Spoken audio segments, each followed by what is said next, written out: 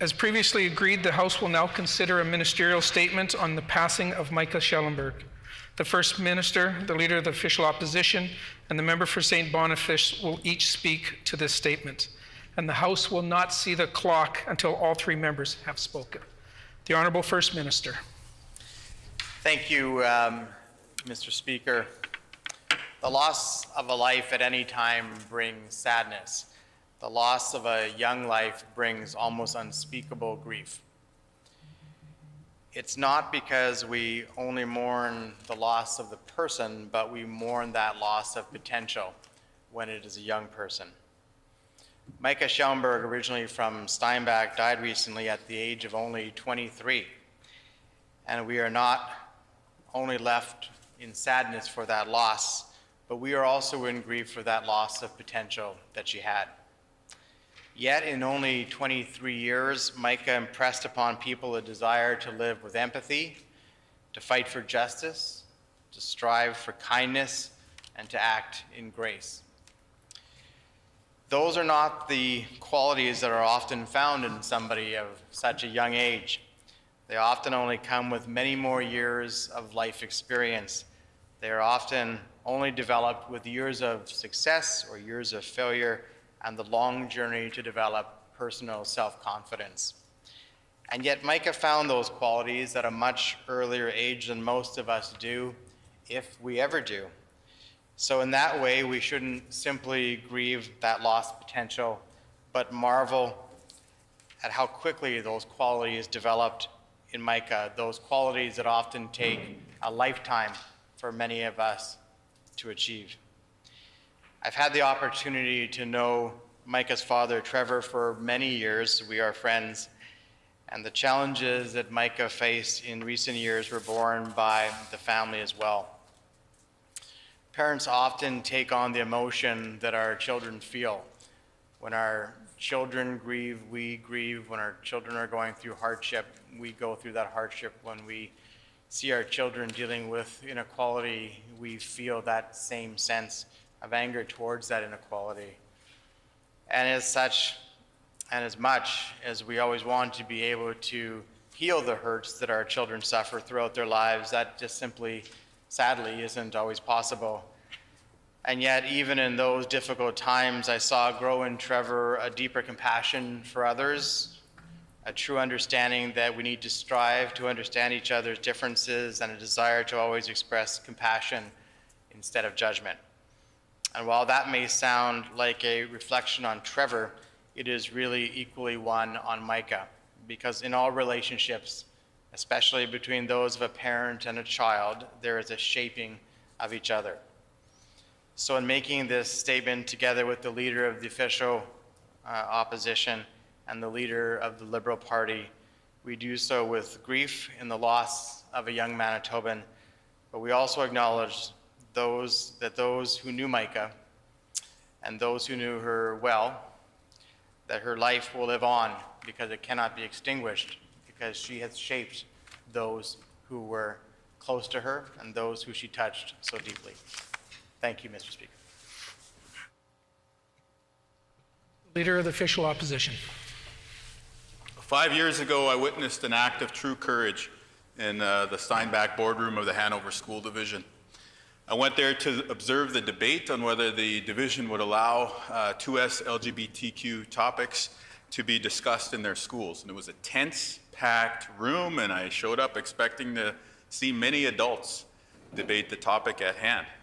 Instead, I watched a 17-year-old high school senior named Mica Schellenberg give a speech that, put simply, rocked the house.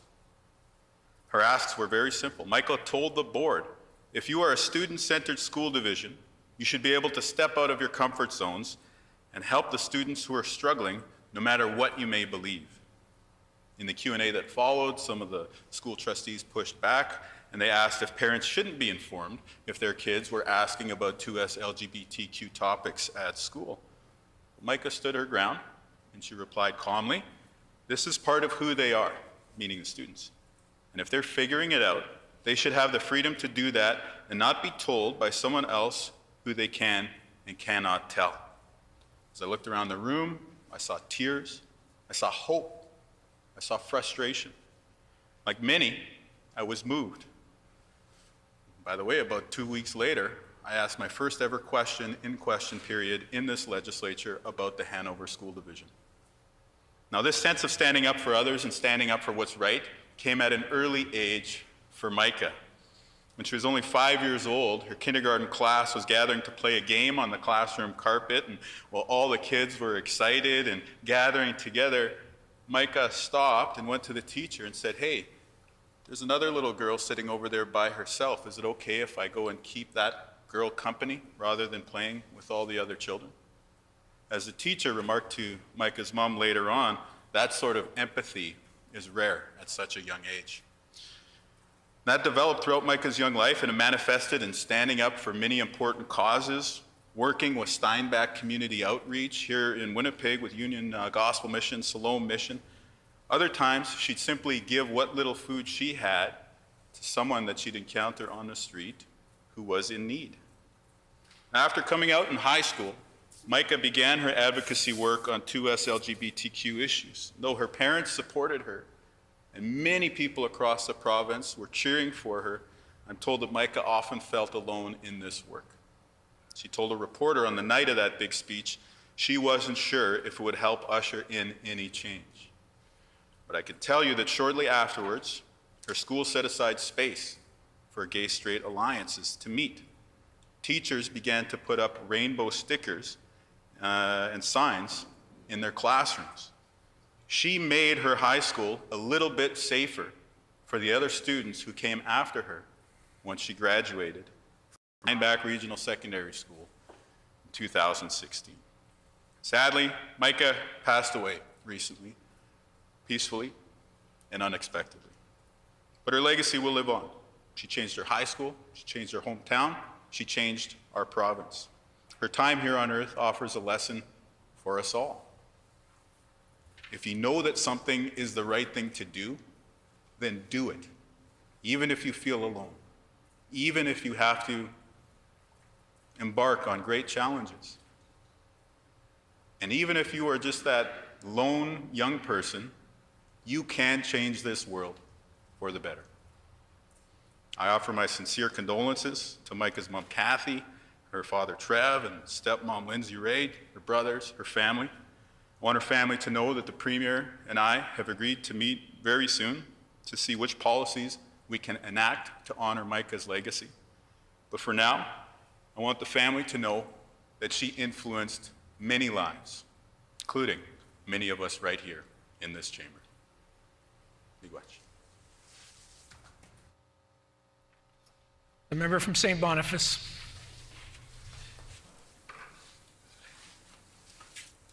I rise today to pay tribute to Mica Schellenberg, who died last week at the very young age of 23.